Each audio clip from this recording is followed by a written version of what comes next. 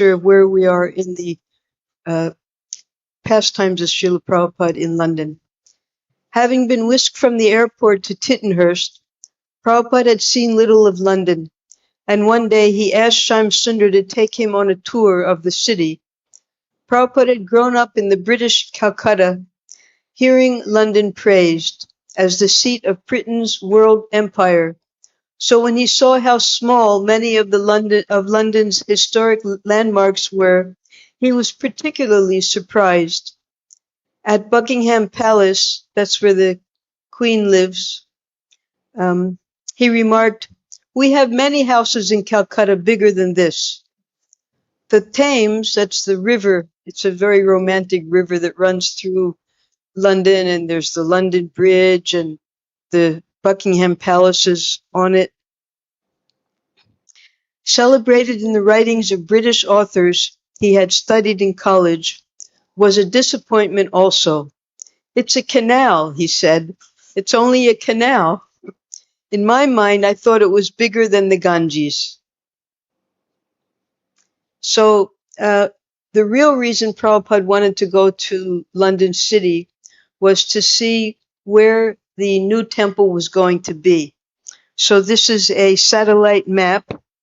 Our temple is going to be, and now we've just acquired it again, 7 Bury Place, a very prestigious area of London, right in the center, just at Oxford Street, 1 block away from the British Museum, Madame Tussauds Wax Museum, which is one of the biggest tourist attractions in London. Perfect place. And you can see here, 5 stories, very narrow, 5 stories plus the basement. The basement was going to be the kitchen and the devotee prasadam hall. And then the first floor was the temple, and then Prabhupada's quarters, and then the brahmachari quarters, brahmacharini quarters, and the top floor was going to be the storage area.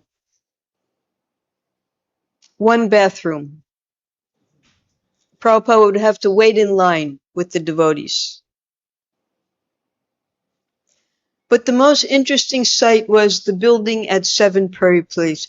Now, there was 1 bathroom because before it was an office building and only 2 people were zoned to live. They were allowed to stay there. But city officials had recently granted the devotees permission to occupy the temple. That part of the battle was won. Now Shyam Sundar and his few helpers had to finish the remodeling.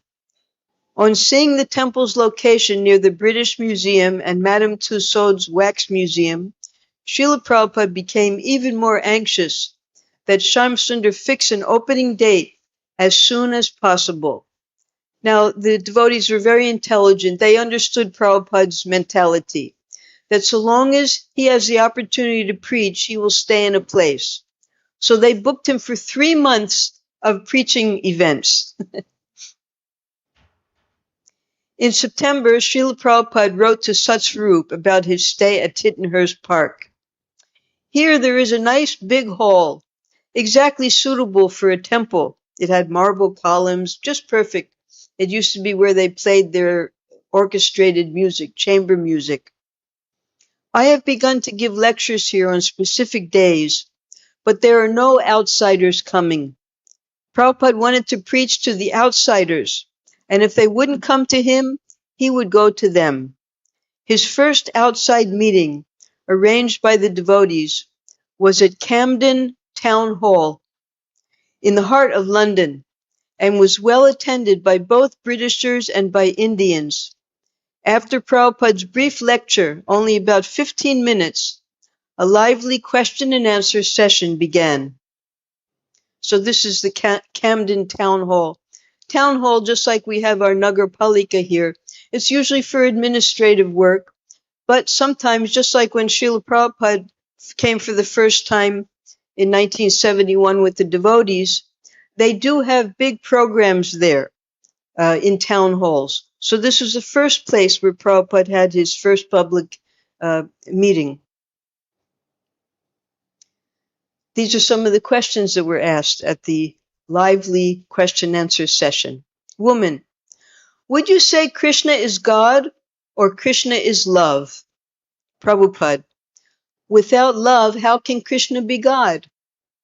Woman, no, I asked you. Prabhupada, yes, that is the real position. Krishna means all attractive. Anything which is all attractive, you generally love. Man, then the particle of the Supreme Being, man, is also all love? Prabhupada, yes, you are a part and parcel of Krishna. You want to love somebody, and Krishna wants to love you. This is loving exchange. But instead of loving Krishna, you are trying to love something else. That is your trouble. The love is there in you and Krishna, and when the love will be exchanged between you and Krishna, that will be your perfection of life. Man, thank you. Indian woman, would it matter if I worshipped any other? Would it matter whether I worship Krishna or Shiva or Christ or Buddha? Would it matter? Prabhupada, if you worship Shiva, you'll get Shiva. If you worship Krishna, you'll get Krishna. Why do you expect Krishna by worshiping Shiva? What is your idea? Indian woman, my idea is, would it matter? Prabhupada, don't you suppose if you purchase a ticket for India, you'll go to India? How can you go to America?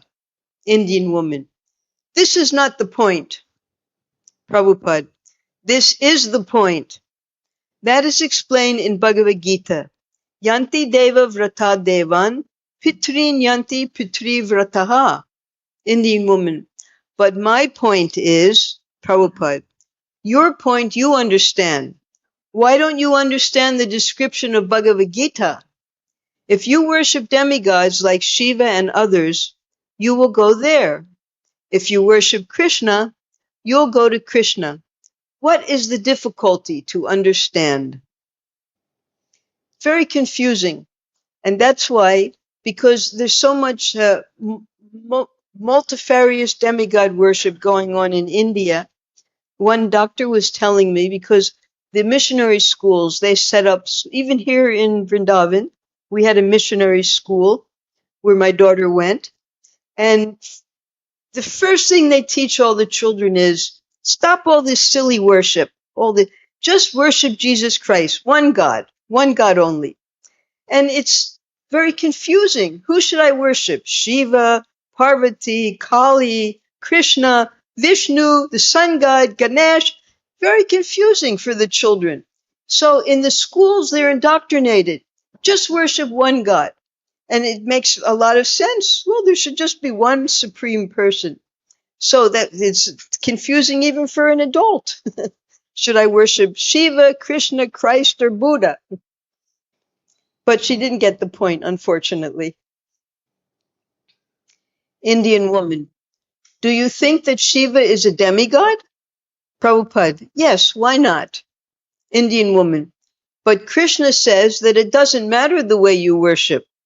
All means have the same goal, and you will reach the same goal. Yatapat tatamat, right? Krishna says? No, he doesn't say. Somebody else says that. You can take the different paths, but you will come to me eventually. Prabhupada, try to understand. Suppose you have to go to the 42nd floor of a building, and you're going up one after another. So the goal is the 42nd story. But you cannot claim that after going a few steps, I have come to the goal, the 42nd story. The path is one. That's all right. But you have to reach the ultimate goal. You do not know what is the ultimate goal. You simply say all paths reach to this goal, but you do not know what is the ultimate goal. A hippie stood up and shouted, "Hey, Swamiji!" People in the audience turned around and looked. You said if we're not careful, in the next life will become a dog. But I want to tell you that I don't mind if I become a dog in my next life. You have my blessings, said Prabhupada, and the young man sat down.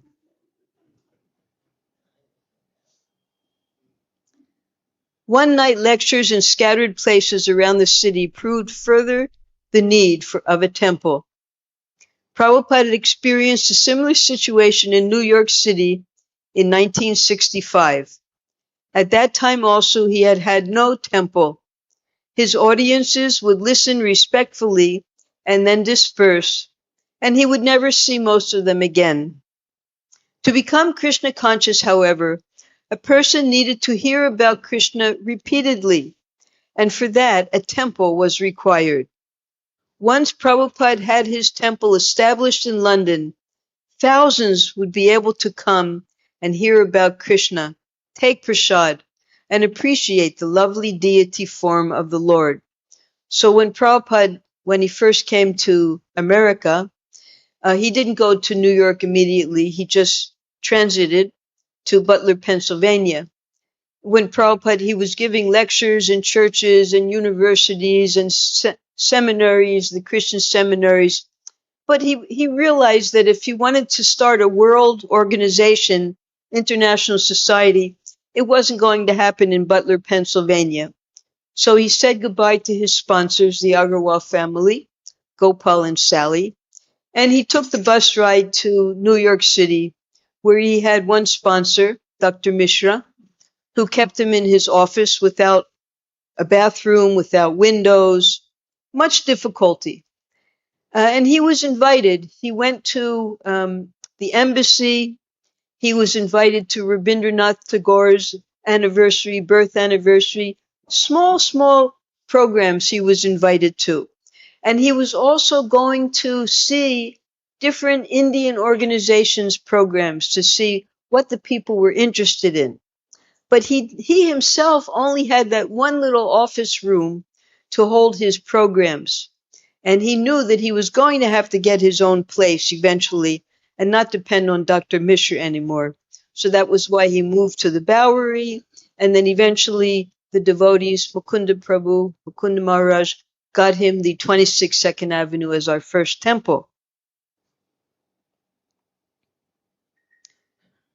These pictures are Prabhupada at the next big program at Conway Hall. A temple would provide guests with regular, intimate contact with the devotees of the Lord, and this was essential. In the absence of a temple, however, Prabhupada was prepared to go on lecturing all over London. Krishna's teachings, Krishna's kirtan, and Krishna's prasad were an absolute good, which would attract and purify people's hearts regardless of the external situation. So Prabhupada used to say, for instance, one man challenged Prabhupada that there are thousands of temples already in India. Why do you have to build another temple in reference to this temple? There are 5,000 temples already in Vrindavan. Why do you need another temple? So Prabhupada countered him that there's so many babies, so many children in the world. Why do you need to make more children? It's because everyone wants their own children, that's why. So we need our own temple also. Yes. Conway Hall was a 500-seat auditorium in Red Lion Square in central London. By arranging a series of 12 lectures over the next 3 months, the devotees hoped to oblige Prabhupada to stay in England at least that long. Gurudas had drawn up a list of lecture titles and printed 50,000 handbills. He thinks big. Admission would be 2 shillings and 6 pence. So this was from the handbill. On this day in 1969, October 6th, that was the first of the lectures that Prabhupada gave, the 12 lectures. Srila Prabhupada gave the first of his 6 public lectures at Conway Hall. So here it says 12 lectures, and in this, coming from the 50th anniversary of ISKCON, it says 6. London themed Teachings of the Vedas. Be a pioneer, do something extraordinary together. So this is the Conway Hall when it's full. And this is the front of the Conway Hall. It's also called the Ethical Society. So it was an appropriate place for Prabhupada to have all of these programs. Some intellectuals would hopefully come. This was what Prabhupada was aiming for.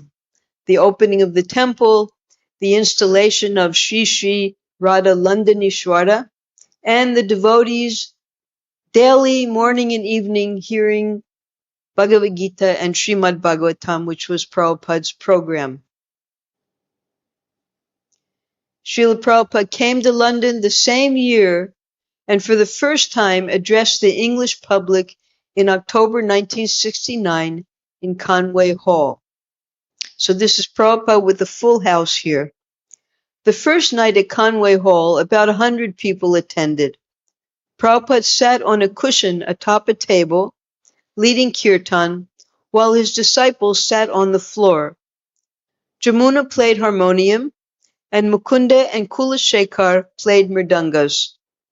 Prabhupada's Radha Krishna deity stood on their altar on a separate table beside Prabhupada. A Hare Krishna mantra banner hung against the back wall. Here we see everything. We have Jamuna here playing the harmonium. We have Mukunda and Kulashekar with their mridangas. And we have little Saraswati in her dress with her diapers. Gurudas had billed tonight's lecture, Teachings of the Vedas. And Prabhupada explained that Vedic teachings can be understood only by hearing them from self-realized saints. After Prabhupada's lecture, the audience gave a sustained round of applause. Prabhupada answered questions and had Jamuna lead a final kirtan. The next day, Prabhupada wrote to Dr. Shyam Sundar Das Brahmachari in India. I spoke for about 1 hour, and after that they continued clapping, which confirms their appreciation. So this first lecture, called The Teachings of the Vedas, if you look inside of Srila Prabhupada's Sri Ishopanishad, that was used as the introduction of the Ishopanishad.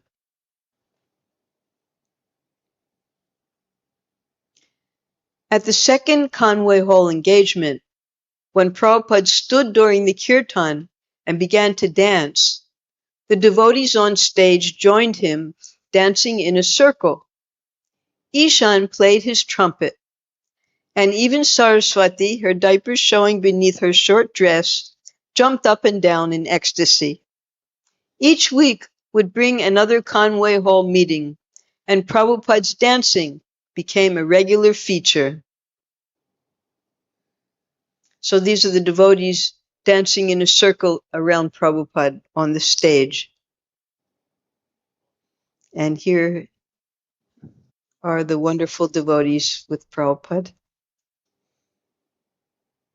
Children and animals, they're very attractive. So in the early Back to Godhead magazines, we would have children on the front or cows on the front, because people, they don't feel intimidated by children and animals. This is Ishan with his trumpet. One night at Conway Hall, an Englishman stood and asked, "Why is it you don't try to help the people of your own country? Why did you come so far? Why don't you simply approach the big politicians? There are big politicians to try to help there." Prabhupada, you are a great politician. Therefore, I am approaching you. Is that all right? Another man asked. Now, this was the philosophy of the Daridra Narayan, the Ramakrishna mission, who had societies, they had already spread in America, probably in England also. Daridra Narayans. We have to feed the poor people in India. The thing is that they were collecting and collecting and collecting, but it seemed like the Daridra Narayans never went away. They were always there. So one time we went to visit the consulate in New York City. He invited us to his home. And we were telling him that we have our Food for Life programs, free food, and we have our Gurukulas, just trying to introduce him to ISKCON. And he immediately said, "No one is hungry in India. There's food everywhere." He said, "This is all propaganda." So this is how the politicians are thinking in India, that we don't need help. They'll go begging. But the Daridra Narayans, this problem is never solved here because otherwise they can't beg anymore.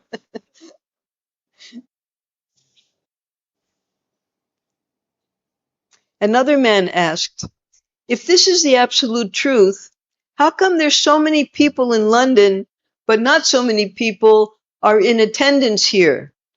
Prabhupada: "When you are selling diamonds, you don't expect many customers. But if you're giving cut glass, the fools will come. We have a very precious thing, this Krishna consciousness movement. Don't expect that all the foolish people will take to it. Some sincere souls have come. You please also take it." So this is Prabhupada's form of flattery. And that you're very intelligent, you're here, now you take to this Krishna consciousness. Prabhupada felt encouraged by the response of the English. Regularly, the audiences would join in the chanting and dancing. In London, things are going on nicely. And last evening, we had a meeting in Conway Hall, and several hundred persons were joining us in chanting and dancing. After the meeting, one reporter from the biggest London newspaper came behind the stage to get further information about our movement for publication in his paper. So I am very encouraged to see the nice reception that the people and the news medias are giving to our activities in London. On October 30th, Prabhupada lectured at Oxford Town Hall. Oxford is part of the university, and that meant students would be able to come. His talk was basic, although embellished with more Sanskrit quotes than usual. His disciples had not expected much of a response from the Oxford community, yet the hall was filled. And when Prabhupada stood and gestured for everyone to raise their hands and dance, practically the entire audience responded.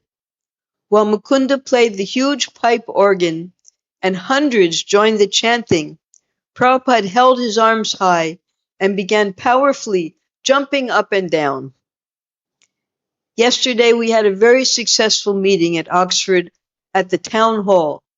About 350 boys, girls, old men, ladies, and gentlemen participated, and we made them all dance and chant with us. Everyone. After the meeting, many boys and gentlemen came to congratulate me.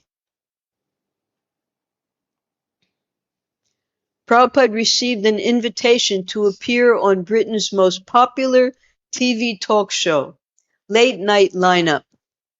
The interviewer, accustomed to snappy repartee, he would try to to make something lively in his conversations, tried to engage Prabhupada in his style of conversing, avoiding long philosophical answers.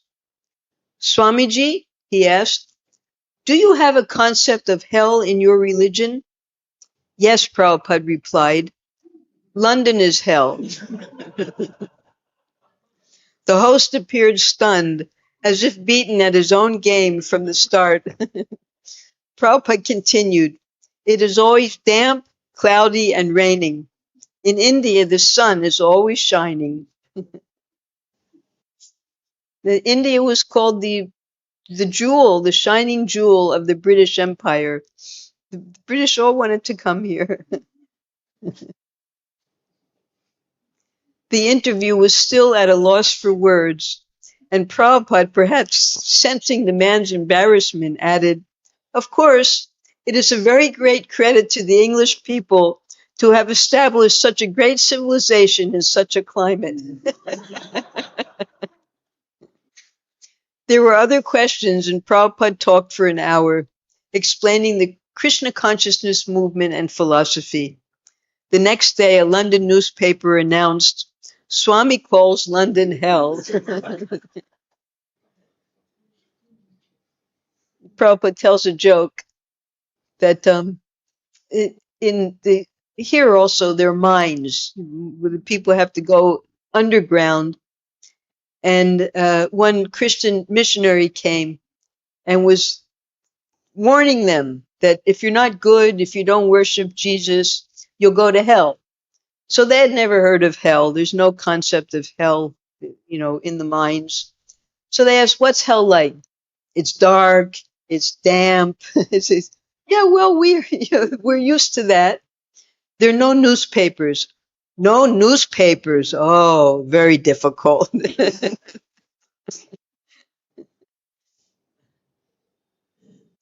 The Hare Krishna mantra record was still high on the charts in England and throughout the continent, and this fame led a Dutch television company to invite Prabhupada's disciples to Amsterdam, all expenses paid, to do a show. They would have only 5 minutes of airtime, but Prabhupada accepted it. 5 minutes, he said, is sufficient. We will preach the whole philosophy of Krishna consciousness in 5 minutes. And they paid the whole way. The TV station offered Srila Prabhupada and 8 devotees a flight from Heathrow to Amsterdam's Schiphol Airport and back. The television studio, located outside the city, was in a modern, air-conditioned building with constant loudspeaker announcements, artificial plants, a TV in every room, but no windows. The receptionist brought Prabhupada and his disciples to a windowless room with painted concrete walls. In India, Prabhupada said, we wouldn't consider living in a place without windows and fresh air. I want to sit by a window. So the devotees checked through the entire building until finally, in the 3rd floor hallway, they found a window. Moving their chairs with them, they went with Prabhupada and sat by the window.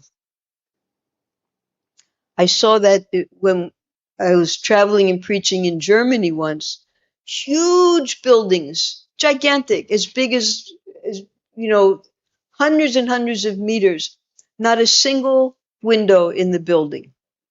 You didn't know what was going on inside. Now, this is a quote from Prabhupada. By the year 2000, no one will see the light of day, Prabhupada said. Cities will be forced to live underground. They will have artificial light and food, but no sunlight. So, doing Sankirtan in big cities, such as New York City. Anyone here has ever been to New York City? New York City, they have this very complicated underground system.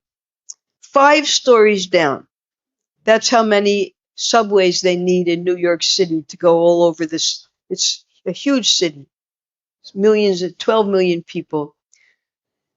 So we would sometimes do Sankirtan in the subways.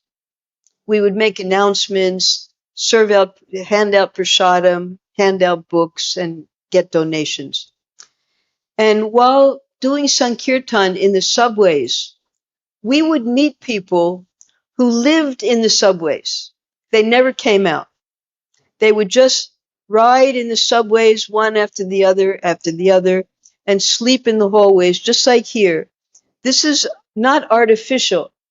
All over New York City, wherever you went, you'll find homeless people living underground in the subways, in the terminals. They never come out because you'd have to get another ticket to come out. So they spend their whole life there. And I met people like that. They would tell me, that they live in the subways. So, all right, the year 2000 has passed, but there are places in the world where people live underground like this. The producer of the program arrived, surprised to find that the Swami was also going to be part of the act. The surprise was a pleasant one, and he welcomed Prabhupada to his show. Now, what I want you and your group to do, he explained, is to sing your record, Hare Krishna mantra. You don't have to actually sing out loud. We're going to play your record and you mime. Pretend you're playing those instruments. Pretend you're singing. He allowed that afterward Prabhupada could speak for 2 minutes. So Srila Prabhupada, he was also aware of the mime dramatics. When the temple opened here, he wanted us to do dramas every night in the courtyard. And he wanted them to be in mime, because to do a drama every night would be very difficult if you had to memorize lines. So he said there should be a narrator, and the narrator would read stories from the Krishna book, from the Srimad Bhagavatam, and the actors would mime what the story was. And that way, every night we would be able to have a drama in the temple. Never happened, unfortunately. Just before Prabhupada and the devotees went on stage, they had to wait in the wings while a local Dutch group danced around, pretending to play their saxophones, trumpets, and drums. Then the producer brought in a table with the cushion on it for Prabhupada and seated the devotees around Prabhupada on the floor. The cameras began, the record played, and the devotees started to mime. Suddenly, clouds produced by dry ice rolled in on the set, a mystical effect. As the devotees disappeared under clouds of carbon dioxide, only Prabhupada remained clearly visible. Seeing the special effect unsuccessful, the producer motioned the devotees to stand and dance beside the Swami. The song ended and the camera closed in on Prabhupada. Now you have 2 minutes, Swamiji, the producer said. Prabhupada began. We have been chanting this Hare Krishna mantra. This is a transcendental sound vibration, none different from the Lord. The Lord's name and his form are the same. Please chant this sublime sound and your life will become perfect. You'll become happy and you'll realize your true nature, that you are an eternal servant of God, Krishna. This process is called bhakti-yoga, and we request everyone to take to this chanting. Thank you very much. Perfect. Prabhupada was pleased as his disciples' record continued to be a hit in Europe. This is the cover of the, we have samples of it in Prabhupada's house if you want to see it. About 8 inches by 8 inches square. The Hare Krishna record was selling very nicely. Yesterday, it sold 5,000 copies. And this week, it is on the chronological list as 20. They say next week it will come to be 3. And after that, it may come to 1. So they are very much hopeful of this record. This is the same cover in Japanese. The record went so far around the world. The Hare Krishna record is going on in England nicely, and I heard that in Australia it stands 4th on the list of 50 important records. Hare Krishna mantra became the #1 song in West Germany, #1 in Czechoslovakia, and among the top 10 all over Europe and even in Japan. With the income from the record, the devotees began paying their bills and financing the renovations of the buried place temple. So you see on the bottom here, apple. So because George Harrison and the Beatles, they produced this, it had the brand name of Apple, and it was fine. Eventually, it became the largest selling record of all the Beatles. It was so popular. Sometimes the devotees would perform at concerts with professional groups, and sometimes they would receive invitations to appear in nightclubs. Do we have nightclubs in India? Discos, yeah, in Bombay. After one particularly late and nasty nightclub engagement, Jamuna went to Prabhupada and told him what the place had been like. Prabhupada called for all the devotees. It's a place of sinful activities. All the four regulative principles are broken in nightclubs usually. These places, he explained, are not good for brahmacharis. The principle is that we have to make devotees. So we have to think where we are going. If we are going somewhere to preach, but we can't make any devotees there, what is the use? So we have to think like that. He said he wasn't forbidding them to preach in the nightclubs, but he told them to be careful.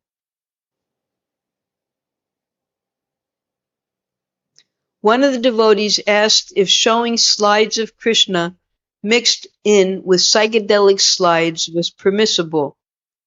Prabhupada said no. Krishna should be on a throne or on an altar. If they watered Krishna consciousness down, it would become idol worship.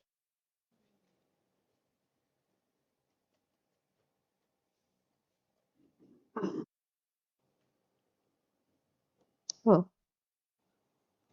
I'm sorry, we're finished. This is all there is tonight.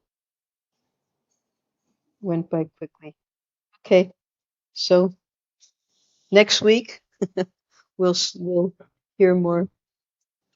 Hare Krishna. All glories to Srila Prabhupada. Jai. Hare Krishna, Krishna Krishna,